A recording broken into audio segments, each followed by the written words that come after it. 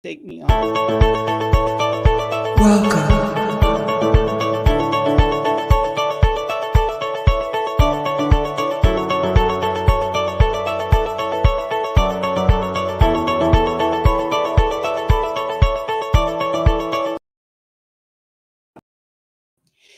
Hello, and welcome to today's Cybersecurity Leadership Series organized by Cyber Houston. Please do say hello in the comments section and let us know where you are joining us from today. In today's live webinar, we will be discussing ransomware and how to build a recovery plan. Now, I am Umesh Verma, CEO of Blue Lance and the founder of Cyber Houston. Cyber Houston, as many of you know, is a Department of Homeland Security recognized ISAO, that's spelled ISAO, and it stands for Information Sharing and Analysis Organization. In the Cybersecurity Leadership Series here, we highlight our region's cybersecurity rock stars and bring valuable information to you, especially during this COVID-19 pandemic. We thank our sponsors, Hewlett-Packard Enterprise, Blue Lance, Reneka Digital, and the University of Houston Downtown for underwriting the Cybersecurity Leadership Series. Now, we love engaging in an interactive exchange. So if you have a question along the way or a comment anytime during the session, please enter it in the live chat and we will get to as many as we can. And we are just like everyone else. We love being loved. So do push the like button and cheer us on. Now, joining us today is Jason Haward-Grau and Marcus Brakewood from KPMG. Jason is an advisory managing director in KPMG LLP Houston's consulting cybersecurity practice. He is based in the Houston office and is focused on cybersecurity. Jason is a seasoned cybersecurity leader with significant experience leading the world's most influential organizations through information security transformations. He has built a reputation for developing world-class teams and demonstrating transparency through constant performance measurement. Jason has been on our show a few times before, so welcome back, Jason. Thanks, Umesh. Great to be here again. Thanks for inviting us. Absolutely. And you are joined with Marcus. Marcus is a director in KPMG's CIO Advisory Services with 20 years of military industry and consulting experience in infrastructure and cybersecurity. Welcome, Marcus. Thank you. I'm happy to be here. Awesome. So, I just wanted to kind of take a moment and just give our audience a little bit of grounding before we jump right into our topic. Jason, our audience pretty much knows you before, but let's go ahead and just, for the sake of grounding everybody, what are your roles over at KPMG? Jason, why don't you go first, and then Marcus, why don't you follow on? Thanks, Umesh. So I'm, as you already pointed out, I'm a managing director in our cyber practice. I cover pretty much everything within the Houston marketplace, everything from data protection analysis through maturity assessments, right the way across to dealing with cyber breaches, resolving issues when they occur, developing strategies, and basically broadly, I look after most of our operational technology practice as well, which means I look after things that if they go wrong, they can potentially go bang and significantly impact people's lives and the environment around us. So my job to a large degree is to support and advise organizations who are wrestling with all sorts of challenges, most especially right now, ransomware being one of them. Well, thank you, Jason. And so, and Marcus? Thank you. I'm on kind of the brother of the cyber practice or CIO advisory practice, and my focus is on hybrid clouds, networks, basically everything infrastructure. And there's a lot of correlation with infrastructure and security. So we have to work as a team to protect from ransomware. Awesome. So do you want to share anything about maybe any of the recent projects y'all might have been on that are kind of exciting? I mean, just nothing to have to relay anything private or secret, but what have you, in the last few months, there's been so much going on in this whole ransomware space, I think, and malware space. Marcus, if I start, you can pick up afterwards. I'm always good with these kind of things. So first and foremost, we're busy. We are incredibly busy. And what that tells me, it's good from a KPMG standpoint, But from a practical perspective, a lot of the work that we're getting involved in right now is the responses to ransomware type events, responses to malware attacks in organizations across the board. And they're big and they're small. Ransomware doesn't delineate. It doesn't decide that, I'm going to go after you because you're a big organization. Ransomware will be targeted against you, and maybe there'll be a less of a detailed attack. But what we're really seeing a lot right now, and a couple of engagements that Marcus and I are both working on, are extensively about recovery, helping organizations deal with the challenges of, we've had a breach, we've had a ransomware attack, we've had people in our environment, they've done some bad things, and now we have to figure out how we can get back to business as acceptable as quickly as we possibly can. We talked to a lot of the cyber insurance companies. I know we're going to talk about that probably a little bit later. One of the things that really stuck in my mind was one of the comments that was made by one of the cyber insurance companies, and you know it's bad when the cyber insurance companies bring it up. They're seeing 2021 as the year of the ransomware pandemic. 2020 was the year of ransomware sickness, but this is the time where they're seeing it truly exploding everywhere. And if insurance companies are saying that, you can bet your bottom dollar that there's going to be some significant impact in what you do. Ransomware, we'll talk a little bit about this, I guess, later on. From the work that Marcus and I are doing, we see a lot of this goes hand in hand. So Marcus made a very good analogy. He's the brother to cyber. Cyber is all about making sure we help protect you and help you recover effectively from a cyber perspective to make sure, for want of a better term, we built a better mousetrap for you. The IT part is where the heavy lift comes in. And cyber can only do so much. You actually need the capabilities, and we're seeing this across a number of our clients where an attack happens and you need to really scale up your resources to recover, because you're patting your head and rubbing your stomach at the same time. Not only are you trying to deal with how do I get back to some form of business as usual, but you've also got to figure out how do I address my environment and how do I ensure that I've got the right people doing that. And a lot of the work that we do is very much that kind of emphasis and focus of supporting our clients getting back to business as usual. Marcus, anything you wanted to add? Yes, Jason, and I just add on to what you're saying. Quite often, our clients, when they're not paying the ransom, there's a significant recovery. The infrastructure team almost doubles in size for a period of months. When you grow your team quickly and that big, there also needs to be growth in leadership to help direct it and on task for the next couple months. And that's what I've been doing on a couple of efforts, is with infrastructure and extending them so we could double his team in a matter of a week or days. Yeah, great. Yeah, awesome. So, many of our viewers and our audience at Cyber Houston are business leaders. So we have a great mix of cybersecurity leaders and business leaders, education leaders, public county, city officials, but all in the area of leadership. And so many people, while they think they know about ransomware, maybe we should just start for a few minutes and define ransomware and talk about how maybe the ransomware has changed and the sophistication of ransomware particularly over the last 12 months. And, I would also say this is that we have seen, and the Harris County DA's office has also mentioned just recently that the number of cyber security related fraud and financial fraud related to ransomware, those numbers are just kind of going up through the roof. So, and then, maybe let's also in that conversation talk about, is this really the attack profile? Is it really just the large organizations because they meet the press and they come out in the press, or, and what is that risk for the small and mid-sized businesses as well? Great question. But let me start with a little bit around ransomware, and Marcus, feel free to chip in as you always do. These are good conversations to have. So first and foremost, ransomware, it's encryption gone bad. So we all talk about encryption as a capability that organizations use to protect their data. And historically, it's been a very good way of ensuring that you can keep the confidentiality of your information in a structured fashion.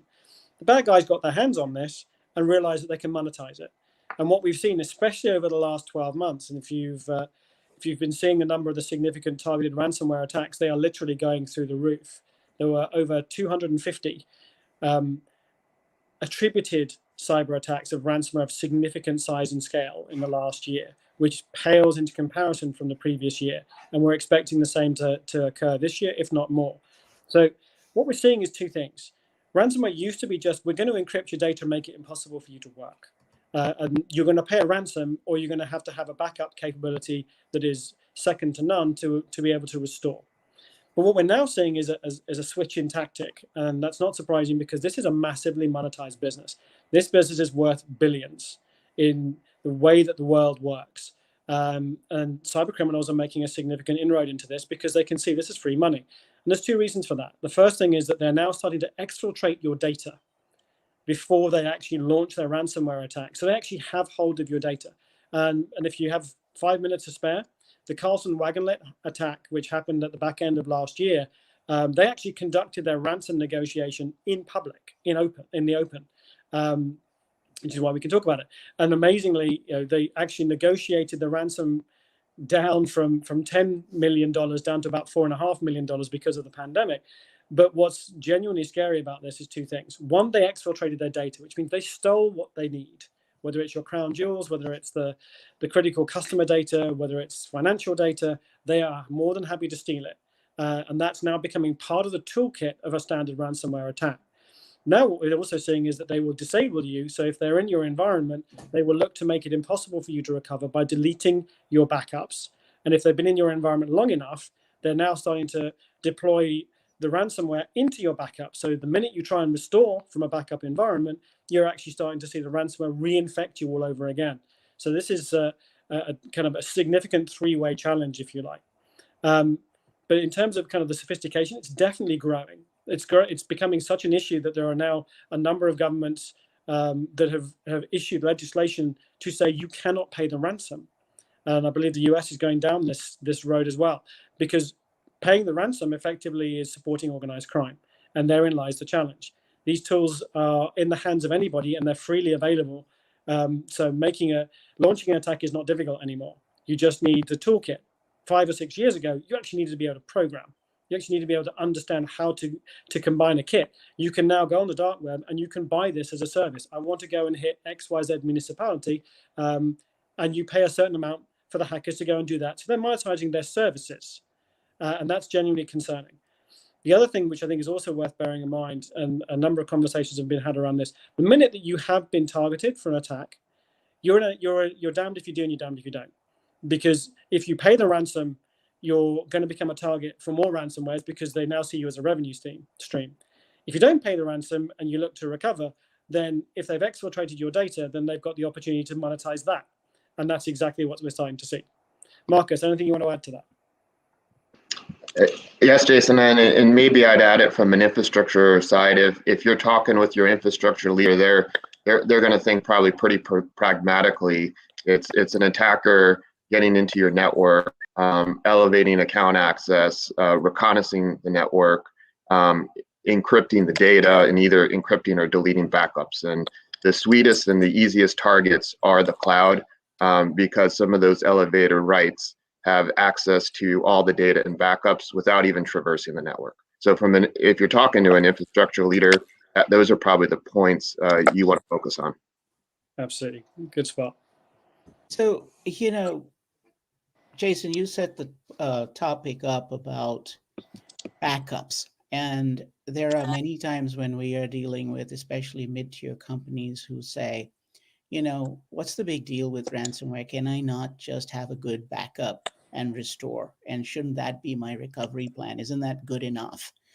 Do you want, Great question. We've had conversations around this. So you want to kind of add a little depth to that concept? Yeah. So Marcus and I talk about this a fair bit, to be fair. Infrastructure is normal and natural response to most of this stuff. And Marcus, I know I'm stealing your thunder, so feel free to lob me out if you feel I'm taking too much of it. Infrastructure response to much of this is, let's have a good backup. Let's make sure backups are in place. And it is a thread to your strategy for defending against this kind of thing. The kind of however to it, and I alluded to it a little bit, is it depends on how good the attack is. And it also depends on how good your ability to verify your backups is too. So Marcus talked about this. Elevated privileges in cloud is a classic example. if you don't secure your elevated privileges in the cloud environment, it is quite likely that an attacker, when they go in, will take time and trouble to delete all your backups and put you in a position where they're about as useful as a chocolate teapot. So what you need to consider is a little bit more, and it's a little bit kind of more granular. You need to consider that your backups may be compromised. So what is your strategy for minimizing the likelihood of impact?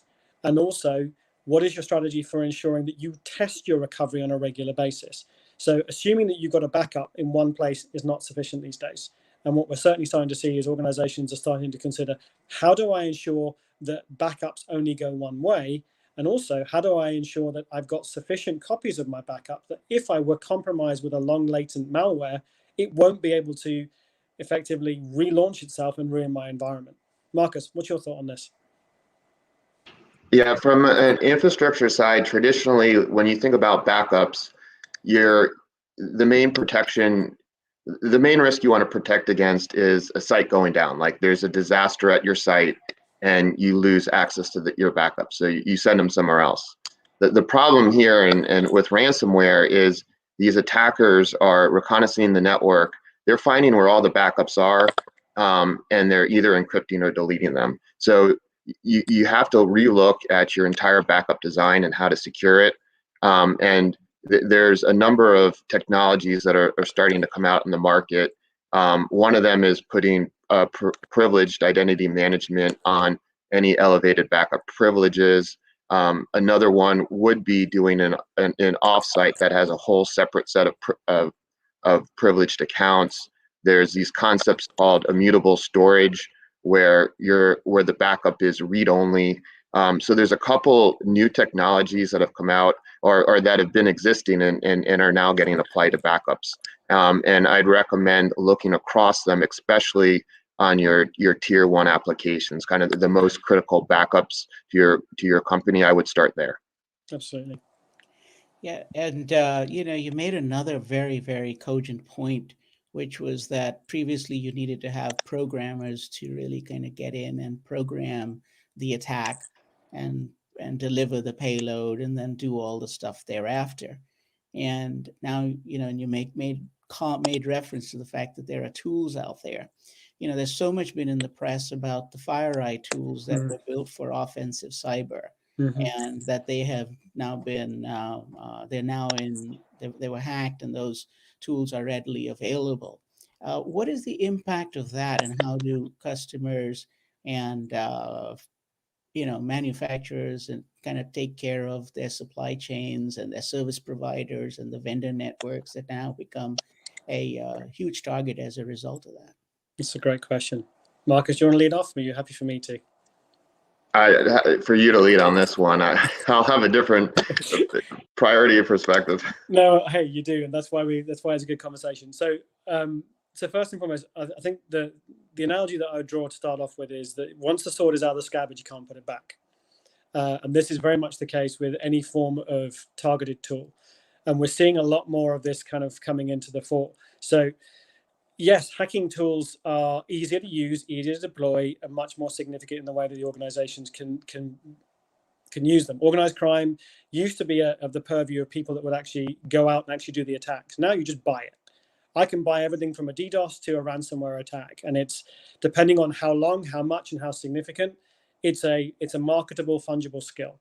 So a couple of things that I'm absolutely recommending organizations need to think about is, if you still are of the mindset that you will not be attacked because you are either too small to be considered or too big to be taken, that is definitely something that you need to think about forgetting, because you will be attacked. You are being attacked, and the reality is every organization is constantly being scanned.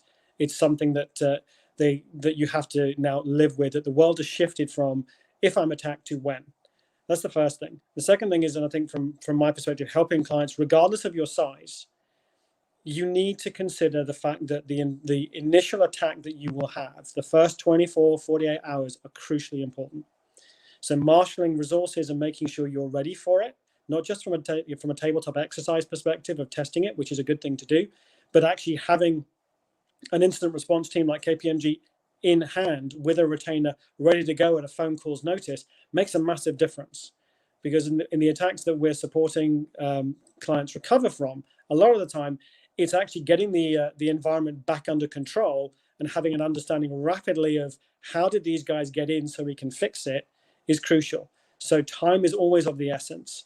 And I think most organizations are starting to realize this, but I still come across organizations that genuinely believe it's okay. We've got firewalls, we're air gapped, we're never going to have a problem. And the minute that you say, but yes, we have lots of people that continue to do change in an environment, and that's the biggest challenge, you guarantee that your air gaps are not as robust as they might want to be. And you have to shift away from a single layer of defense to a much more defense in depth type strategy. And organizations are starting to recognize that. But I go back to the same thing. If you haven't got yourself an instant retainer for somebody to help you at least understand how you're being attacked and what is happening, you need to do that, because the last thing you'll have time for when an attack launches is trying to figure out, can I find someone to come and help me figure out this mess? Can I go through legal? Do I have time? Do I need to engage group legal counsel? Do I need to put it under privilege and confidential controls? Have I got a retainer for a day rate set up so I know what I'm going to do? Do I have a plan for this? All these things are going to be crucially important, and they are not going away. So if you haven't got a plan, definitely get one. Marcus, your thoughts? Yeah, and Don, my thoughts, your organizations, you've probably spent the last couple decades adding in defense against malware and viruses on your PCs and your data centers. And a lot of you are probably moving to the cloud right now. And we're finding it's probably more in the medium and smaller businesses. A lot of folks turn on the cloud and they may not spend more than an hour thinking about securing the cloud or the administration of the cloud. Even a day or a week is not enough time. When you're going a cloud first strategy and you're putting your most critical data in there, you need to spend more time, and that time has to be security and infrastructure, and even the app teams. And if they're not spending the time and they're not working together, I'd consider yourself at risk, because that is the sweet underbelly and where these tools want to end up. It's a great point, Marcus. Yeah, cloud first. And I think, as you rightly highlight, the consideration that lots of organizations do, touching on SolarWinds as an example, SolarWinds Office 365 tenant was compromised for a significant period of time. We are aware of that. That's in the public domain. It doesn't mean that you're not going to focus on securing your apps environment, but you need to consider when you go into cloud that you have to secure everything, because there's no point in leaving one link open.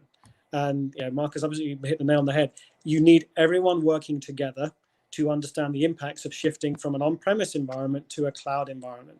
And they are very, very different. You don't own the infrastructure. You don't own the hosting. You don't own any of the elements that you're traditionally used to. And Marcus is bang on the money. If you haven't thought it through, even if you're in cloud now, you should be reviewing this on a routine and regular basis. It just takes one failed change to create an opportunity for someone to get in. The SolarWinds breaches are interesting in the sense that the Office 365 tenant was probably compromised for about a year. Why is that important? Well, it's important because you get to sit and do reconnaissance. And the longer I have to do reconnaissance, if I'm a bad actor, the more likely I am to be successful in the targeted attack that I want to launch against you, because I'll know much more about what you've got and where it is. And that's where it starts to really burn. You're always such a wealth of information. And depressing too, right? I know, and depressing. No, I don't think so. I think there are some comments beginning to come in, and we'll get to those here in a couple of minutes. But I wanted to kind of maybe talk a little bit about how you're really seeing, municipalities, particularly smaller cities, mid-sized cities, counties, water districts, little court jurisdictions. There's been a rash of ransomware in those areas. How is that different, or is it different than in the commercial sector? That's a great question. I'll lead on this one, Marcus, because I've done a lot of commercial and a lot of municipality support over time. So the first and foremost, the frustrating thing is that most municipalities struggle because they don't have a large budget. And I'm not being critical of anybody. When you're in the public sector, it's incredibly hard to put budget into things. So you make do with what you have. A lot of the organizations that I've done assessments, including things like water treatment, the US is actually relatively unique, at least as far as my experience, in that water treatment, which is a critical capability in any community, is actually supported and managed locally. Pretty much everywhere else in the world, they've rationalized water both waste and freshwater provision into kind of separate holding companies to give scale. The US doesn't do that. Atlanta had a massive impact. We've seen a number of municipalities that have had significant impacts. And actually, most recently in Florida, we've actually seen a significant targeted attack attempting to dump lye into the water supply. Luckily, the guy that was trying to do it, or the bad actor that was trying to do it, wasn't very good, which thank God for, frankly. They still leverage an old telnet access capability to get into the environment. But the reality is twofold. The municipalities are going to be a threat because you have opportunities for disruption. So if you don't think you are, then please trust me that you absolutely are. You're also starting from a base that you have critical services that you provide on behalf of your community, whether it's fire, whether it's police, whether it's EMS responses, as well as water provision. Those systems are also targeted, and it's an opportunity for organizations or organized crime to go after you. And it doesn't take a lot because you tend to come from a more challenging bar, because you've had less budget and less investment. And we as taxpayers are relatively loath to pay more money for security because we don't see it as a direct consequence until something bad happens. So I think there's kind of a couple of things that I want to consider. Most of the assessments that I have had the good fortune to do have resulted in significant uplifts in security across the municipalities that I've worked with. And the reason being is you're starting from a relatively low base, but there are lots of things you can tactically do and strategically do to improve things. You've got firewalls infrastructure. You can cordon off and air gap your water supply system. You can go through and review your technology stack and reduce your reliance in certain old technologies. The reality is you won't get everything done, but you also, I'll go back to it, you can put a retainer in place for when the bad thing does happen, that you've got people in it who are going to be there, who'll be in it with you to fix it. Marcus, what are your thoughts? Hey, Jason, I mean, I think you hit it on the head. It comes down to having smaller budgets and most likely finding the right type of assessment in your area, whether you're moving a certain cloud or there's some IoT type of systems. Having the right assessment on those most critical systems so you can prioritize where you put your money. And I think you hit it on the head. So, prioritization, sequencing, planning, the principle of the 5P, risk management. Yeah, start with the basics of everything. I know it sounds dull, and I'm a broken record, but if you don't understand what risk you're currently facing, regardless of your enterprise, whether it's small, medium, large, whether it's a municipality or a large conglomerate, if you don't understand the nature of your risk, especially from a cyber perspective, you will struggle to be able to defend against it, and you'll struggle to articulate why it's important to do something about it. So yeah, it's the same things all over again that we were dealing with 10 years ago, to a degree, unfortunately. But we're gonna, we have to get better at this. That's the big thing, right? It's always risk management, risk and reputation management, Absolutely. and planning, and prior planning prevents poor performance. That whole principle of the 5Ps. Yeah. So Marcus, you have done quite a bit of work in the cloud environment and bringing on SaaS applications, and I think you have been a pioneer in your organization, within your organization as well as within the client base, regarding a lot of the work that you've done around bring your own devices, which is where people are using their own devices and you're allowing them to connect using their own devices. The whole hoteling concept around space and so on and so forth.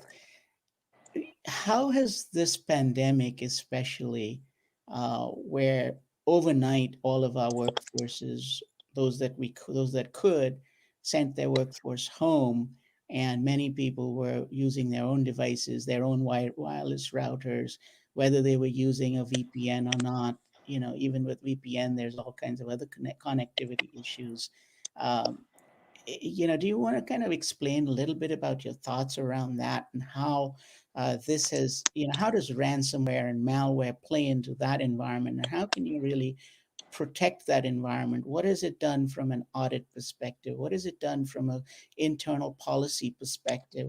Has it had any impact on regular compliance, be it whether it is NERC, CERPA, whether it is HIPAA, whether it is PCI?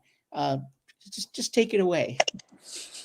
Yeah, that was a great question, and as an infrastructure leader, that's a lot of questions and quite a bit to handle in a short period of time. So I always go back to the priority, and when you look at that ransomware attack, I would focus on the risks, and I can cover both cloud and bring your own device. So if you look at a ransomware attack, there's going to be assumption that they're going to get in with some sort of weakness, right? And if you focus on protecting against all those weaknesses, you may miss the areas that are the highest risk. And the higher risks are after they get in. One of them is elevated accounts. The next one is the data and the backups.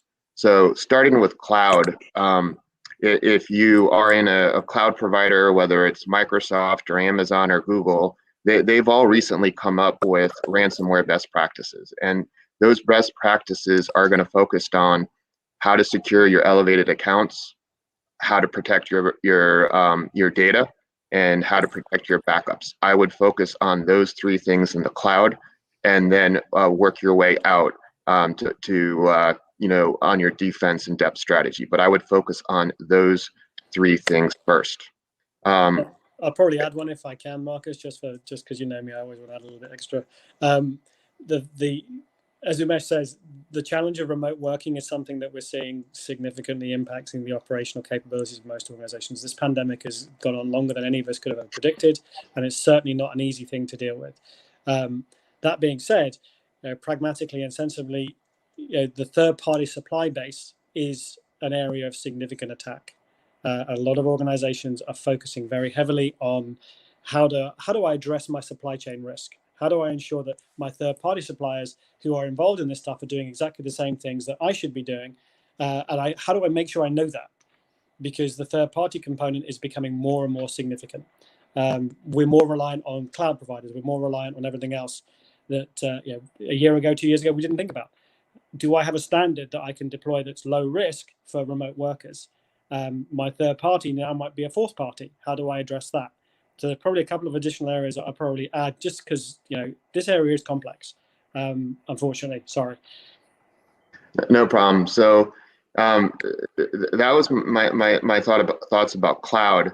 When it moves on to the bring your own devices, and those could be in many areas. That could be, hey, it's my personal device. It could be a vendor device. I would list out all the use cases of who's doing either remote work on a corporate device, a vendor device, a personal device.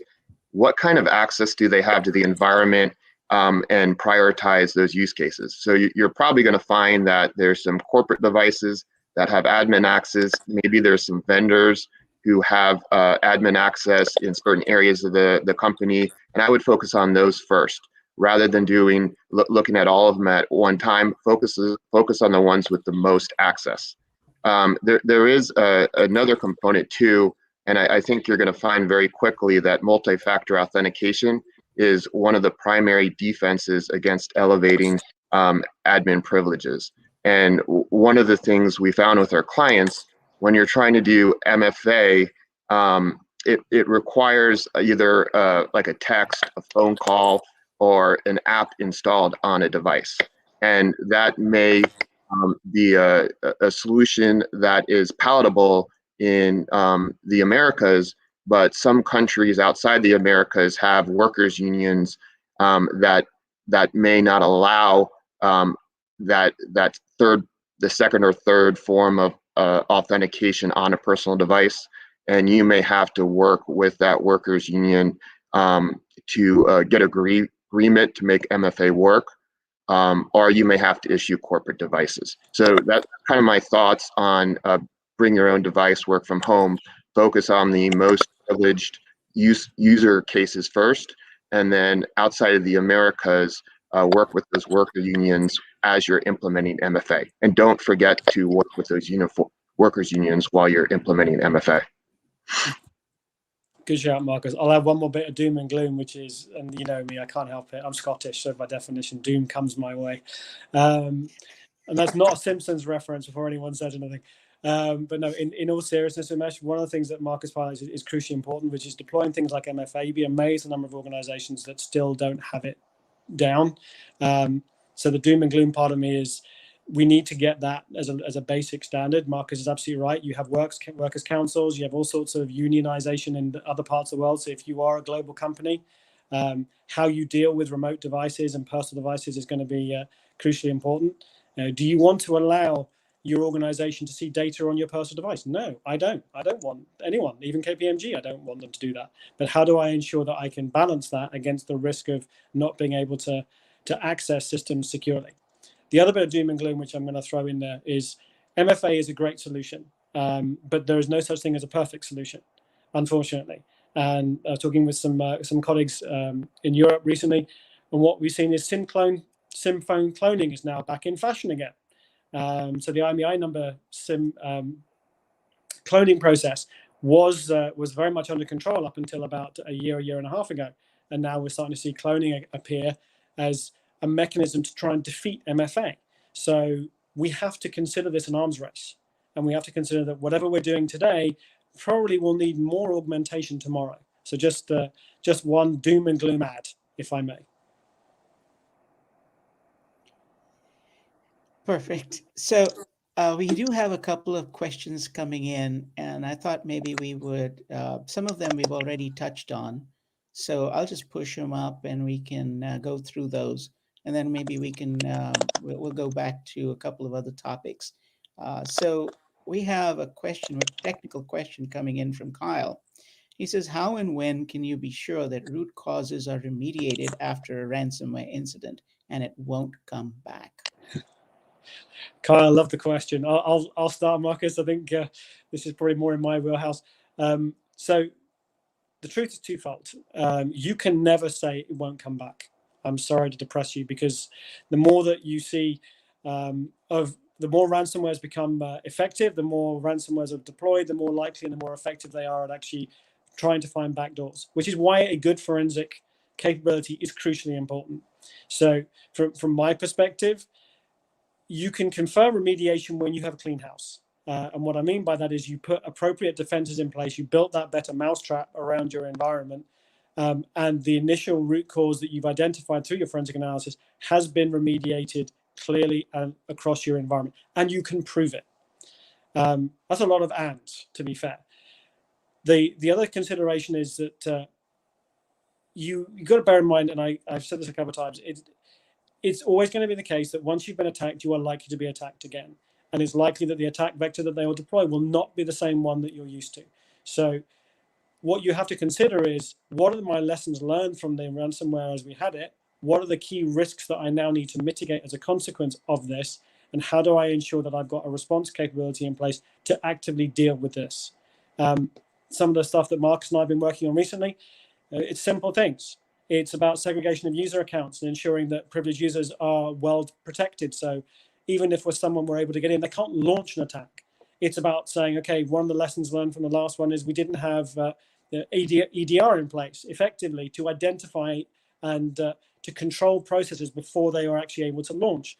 We didn't have level 5 firewall IDPS capability looking for known bad IP address call homes.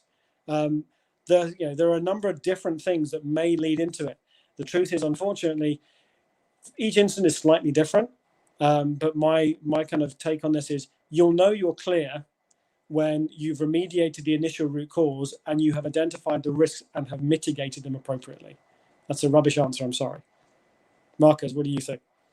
Yeah, and I'll pick up after your last comment.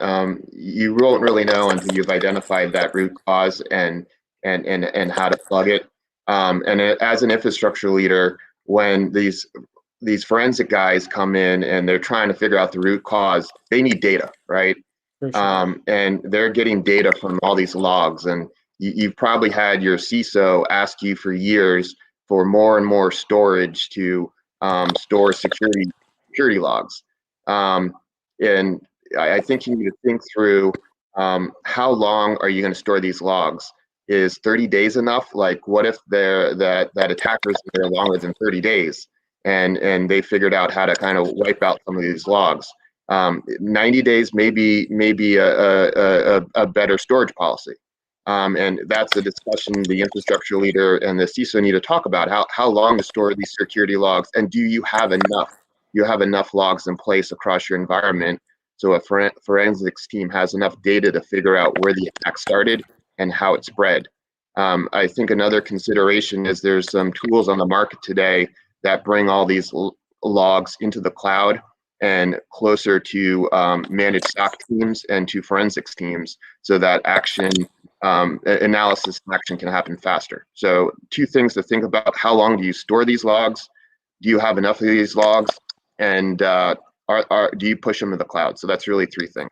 I'm going to add one just because I think that's really good. I'm going to make it 4 things, but this is an easy one. Honestly, it's an easy one. One of the things that I have highlighted time and time again is it's actually a culture and a behavioral thing. And I've led security teams, I've led IT teams. I've had the good fortune to also support infrastructure for my sins. One of the biggest behavioral no-nos that we get is when developers and sysadmins are on boxes doing work, they turn off logging because they want the box to go faster. And I absolutely understand why they do it. But culturally, the idea that you can switch off logging needs to disappear. Organizations need to recognize that, yes, you may, Marcus's point is absolutely bang on. How long do I need to keep logs for? How many logs do I need? What can I do that's smart around my logging so I actually have that data, the data that I need, not just I turn everything into a log dustbin. But the key thing here is you've also got to have the behavioral change in the organization that when you design security within any system or process or infrastructure you run, you ensure that logging is done. And you ensure that those logs are forwarded in the right way and managed appropriately, and they can't be switched off, because that's when the behavior really makes a difference. And it's a really simple one to start with. Just thought I'd add that. So, this is a very interesting conversation around logging and I didn't know it was going to go there. But as you guys all know, Blue Lens is in the business of auditing Windows platforms, and we collect all of these logs. And you talked about logins. Logins, as a result, create a lot of logins, and there are all these different types of logins, like whatever 7, 8, 9 different types of logins. And it's not just the issue about keeping invalid logins. You got to also keep the successful logins, because you want to see if there's any lateral attack. So that's a very interesting area. And also the ability to identify what's the source and what's causing the invalid logins, because you could have a perpetrator or a malicious actor kind of hiding in that stream. Yeah, in plain sight. In plain sight, right. And just working underneath the radar. So very good point. And the storage aspects of keeping the logs is also something that people need to kind of deal with, because these logs can be voluminous. They can be, in some of our customer sites, they're capturing a terabyte of data a day, especially if you're not just doing log in, log out, but you're also adding file system access, and you're capturing removable media device access. And so that just kind of goes on and on. So, and then you probably want to layer on some kind of notification so that you're not trying to react to everything. So that real-time notification is another aspect. I don't know what y'all's experience with that is. Quite extensive. And what I'm starting to see a lot more is, it's funny, they call it machine learning and AI, and I think it's been around for longer than most people want to admit. But it became cool again in the cyberspace about a year and a half ago. And certainly, what I'm starting to see a lot more of is organizations are absolutely starting to figure out, I need to have help. I can't just throw resources at the problem. We still have over 1 million vacancies that I'm aware of within the kind of the US footprint, not just the US, the Americas footprint, sorry, for cyber people. We can't get enough cyber people. So if we don't have the people and we can't train them fast enough, then we're going to have to rely on technology to help us identify trends, patterns. And there's a lot more in that space now. We're doing a lot of work with a number of clients, big and small, to focus on how can you automate and eliminate some of the manual referencing and improve the way things work. Because you're absolutely right, Umesh. You can get a terabyte of data a day, which if you have a 90-day retention, that's a ton of data to wade through. And how do you move from just, the Equifax breach of a year and a half, 2 years ago? All the data was there to indicate that they'd been breached. It had been there for 3-4 months. Unfortunately, no one could look at it because no one actually had the time to see it. So how do you make sure you see the wood for the trees? Well, technology is now absolutely getting into this space, and we're seeing a lot more of that. And people like Microsoft are much more engaged in the security journey than they were 12 to 18 months ago. There are a lot of things that we can now start to do relatively easily that will improve the visibility of the right insight. Because you get a ton of data, you have to figure out how to get to insight. And that's the hardest thing I think a lot of organizations wrestle with. Even when you do have good logs and good people, you still got to figure out how to do it. So I want to kind of try and handle a couple more questions that are in the area in the comments section. And you had talked about the SIM chips and the SIM cloning and the SIM. So there's a question that has come up. Maybe you could take a quick crack at this. I'll do my I best. wish I could actually figure out what the code is. It's a very interesting. I'm trying to figure it out. I think it means something. I'm trying to figure So, yeah, so should we refrain from short message service messaging as a form of multi-factor authentication due to cloning? Yeah, actually, what I was trying to do was figure out his user ID because I figured there was some clever combination. I can't read it, but that's okay. I'm not wearing my glasses. But anyway, but coming back to the question, you're right. Yeah. Should we refrain from using SMS messaging as a form of MFA due to rising SIM cloning cases? Let's just handle that quickly because I got a couple of other super questions. good question. So short answer is anything is better than nothing. The likelihood of SIM cloning is relatively remote, in my opinion. But there are better ways of doing it now. And app-based authentication to a mobile device, in my view, is a much stronger mechanism. We need to move away from SMS, but if you don't have anything, SMS is better than nothing. Marcus, your thoughts? You guys scare me all the time, and stop scaring me. Yeah, it's cyber, man. I'm sorry. We do that on a regular basis. But no, I think to answer the question, if you haven't got anything, SMS is a good factor to use, certainly for now. But there are better things out there, and you should be using them. You can use a ton of apps now and validation through different mechanisms.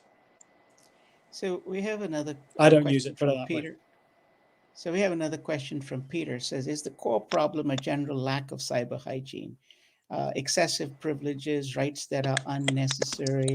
I think you kind of touched on this with elevated privileges, Marcus. It's kind of in that whole area of, dormant accounts, privileges, admin privileges, who all have privileges. Do we regularly prune access rights? I mean, is the core problem a general lack of cyber hygiene? Now, I think cyber hygiene, of course, has a lot of different areas, but thoughts?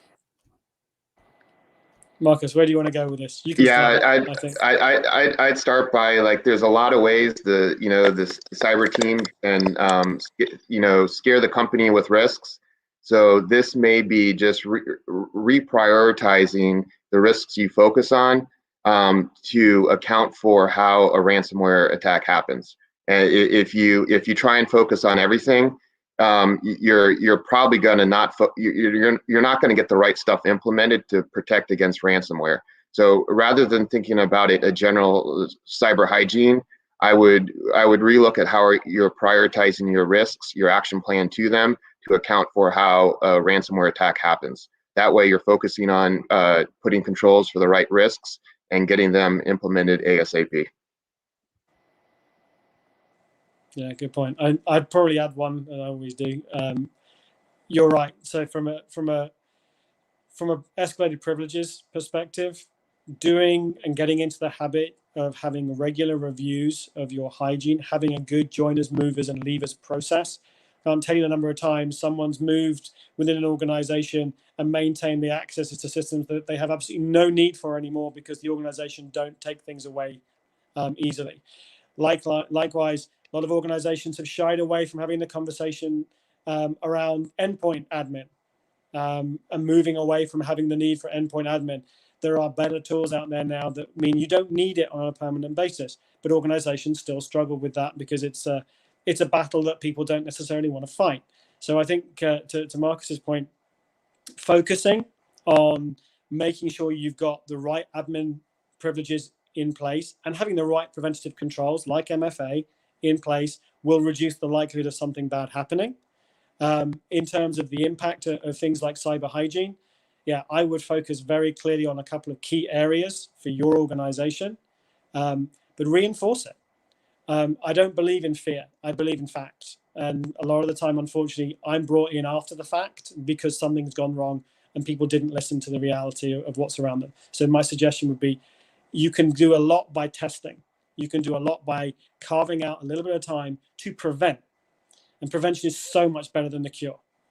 Most organizations, I talked to an organization last week, we haven't done a cyber maturity assessment for 5 years. Maybe we should do one. Yeah, I think you probably should. It would be a good idea to at least see where you are, because everybody else has moved on. And the other unfortunate analogy, and I'll be really quick, the world as we see it, we assume that we're all going to be attacked equally. The answer is no, we're not. Some organizations will be more likely to be attacked because they have a lower security posture. It's the old analogy of, I don't need to outrun the bear, I just need to outrun my friends next to me. And I'm sad to say that still exists.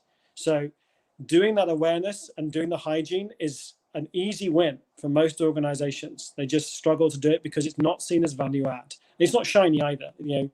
Infrastructure guys love lots of pieces of tin in data centers and exciting new programs and infrastructure. Security guys like new tools to play with. This is not exciting, but it's basic and fundamental, and we should be doing it.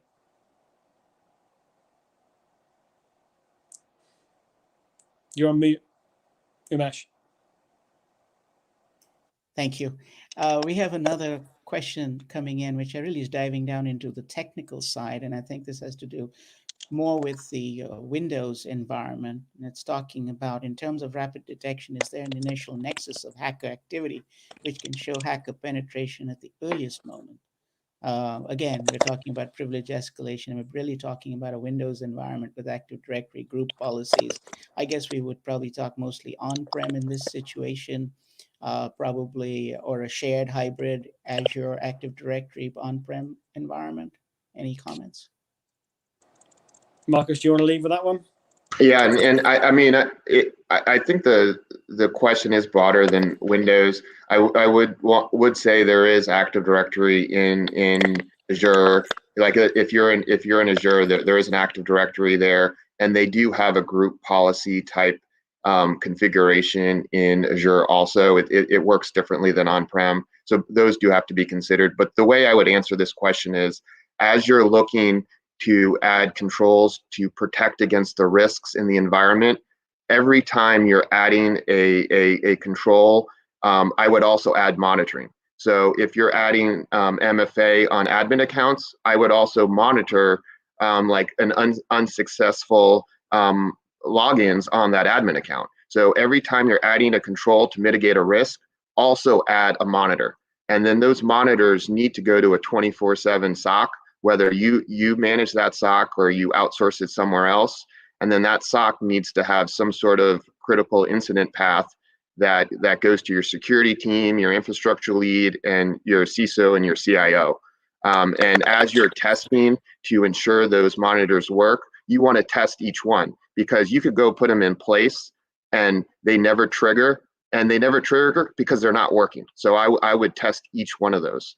And that's just kind of the pragmatic infrastructure comment there. I'll add a quick excellent advice. When you put in a control, monitor, send the information to a cloud and to the SOC and notify the key individuals and test that, because if it's not working, it's not triggering, it means it's not working. Wow. Okay. And I'd probably add one more bit to that, which is to go to the point of the root of the question. There are a number of tools available now. Certainly, Marcus is right. I'll prove it beyond endpoint, that look at process change and look at the effectively treat your environment like a human body with a search out for the immune system, looking to detect things that are bad in your environment, things that don't normally happen. So there is a lot more technology at play in that space. Is there a universal nexus of hacker activity which you can detect? I wish there was, because it makes my job a lot easier. Unfortunately, what I tend to see is that there are certain standard themes, but we don't help ourselves because, to Marcus's point, we put controls in place, we monitor and manage against risk, but then we don't put any detection in place. So we don't help ourselves and we are playing catch up. So in one sense, you've got to remember the focus is always going to be on playing catch up. So EDR is a great example. We use a number of different EDR tools out there to help clients identify what's going on in their ecosystem and get at their endpoint and their service. The reality is, can I spoof and fool an EDR? Well, yes, I can. The problem is, if I can do it, and I'm not the smartest guy in the shed, there are going to be others who do this regularly. So we are always going to play catch up. So do not rely on a single thing. You have to rely on multiple layers.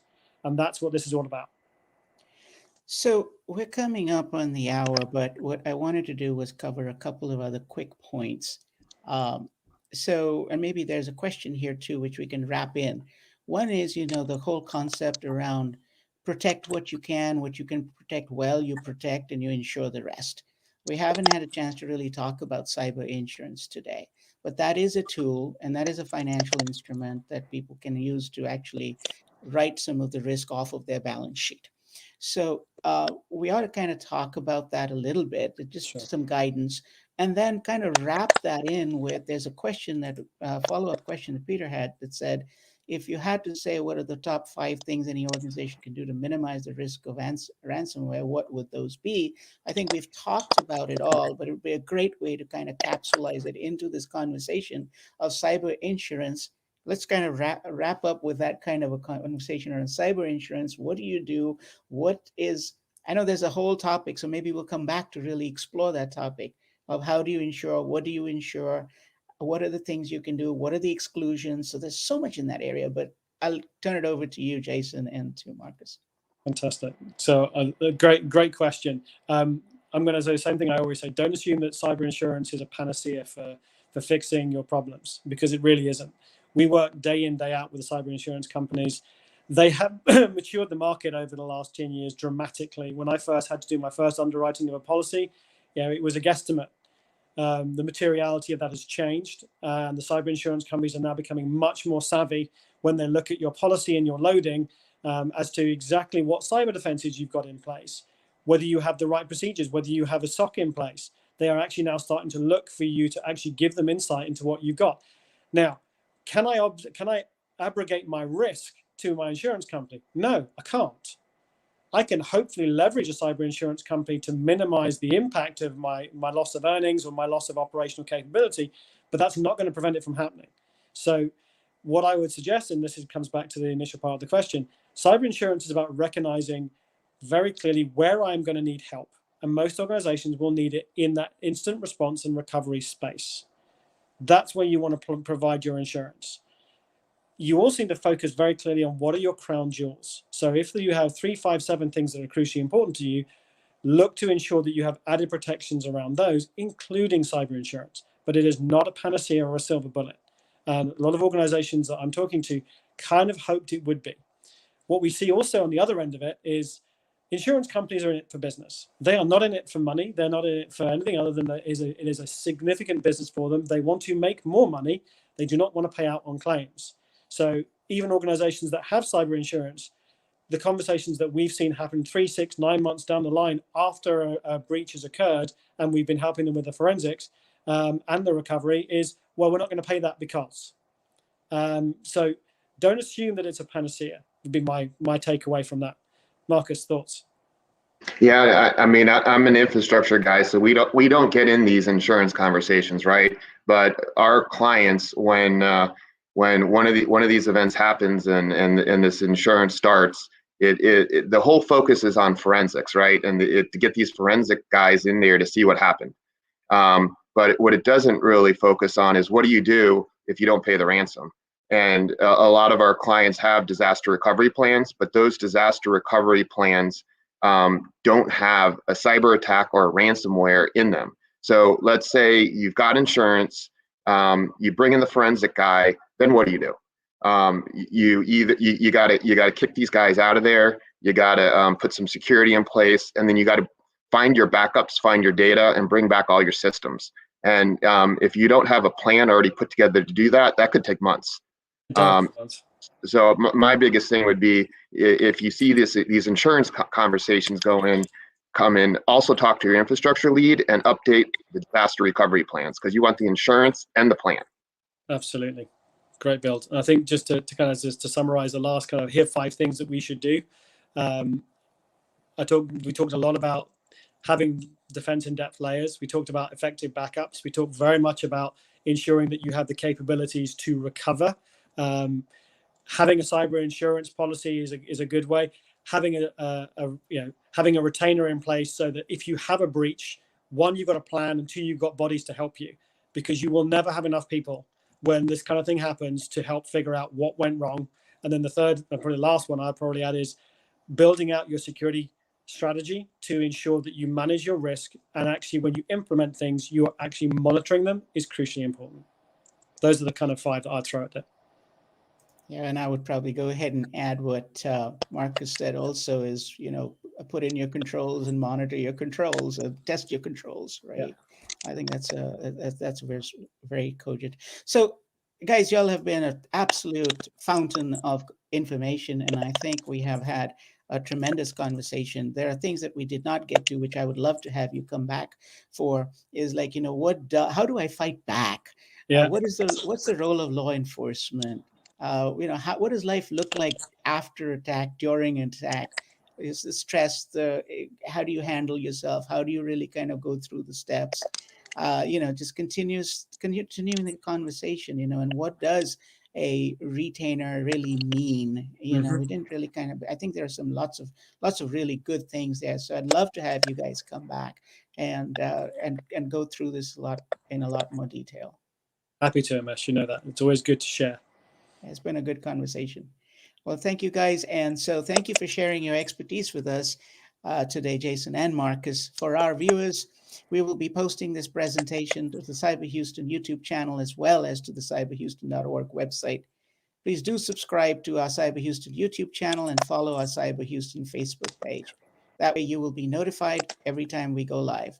Cyber Houston, as you know, is a coalition of volunteer business, cybersecurity leaders, academic, government, and civic leaders. Our goal is to continuously educate and inform business leaders on how to manage and govern cybersecurity risk. We take lessons learned from our enterprise members, distill down into sensible economical guidance to help the small and mid-sized businesses in our region improve their cyber posture, build resilience, become better and stronger suppliers and service providers back to the enterprise. All of this is done through the lens of helping SMBs grow their business. This guidance comes in the form of the Business Vitality Guide, the guidance for the Board of Directors, the Cyber Preparedness Assessment, which is available in PDF as well as online, and the free Cyber Scan. All of these resources are free of charge and can be found under the Resources tab on the cyberhouston.org website. Thank you, everyone, for joining, and a very special thanks again to our sponsors, Hewlett-Packard Enterprise, Blue Lance, Reneka Digital, and the University of Houston Downtown. With that, remember to join us on Wednesdays from 11:30 a.m. to 12:30 p.m. Central Time for our Cybersecurity Leadership Series. Be safe, stay healthy, have a great day.